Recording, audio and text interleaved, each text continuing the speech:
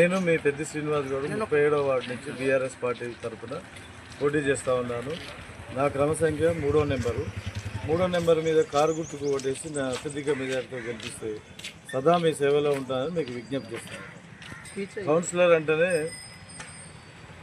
ప్రజాసేవలో భాగము. ముఖ్యంగా కౌన్సిలర్ విధి విధానాలు ఏంటంటే మీ కాలువలు ఊడిపియటం, మీ కాలువలు తీపియటము, రోడ్లు ఊడిపియటం, లైట్లు వేపియటం, ప్రభుత్వం నుంచి వచ్చే సంక్షేమ పథకాలను మీకు అందించే విధంగా ఒక వారధిగా మీ మధ్యలో ఉండేటువంటి కౌన్సిలర్ విధి.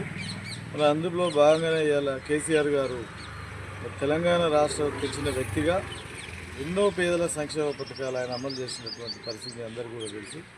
ఇవాళ ఈ కాంగ్రెస్ ప్రభుత్వంలో ఎక్కడేసిన గొంగలు అక్కడే ఉంది. ఏ పథకం ఇంప్లిమెంట్ కాలేదు. దొంగలే దోసుకుంటున్నారు ఈ ప్రభుత్వం. మళ్ళీ ఈ ప్రభుత్వాన్ని పేద ప్రజలు బ్రతకాలంటే ఖచ్చితంగా కేసీఆర్ నాయకత్వంలో కారు గుర్తే రావాలి.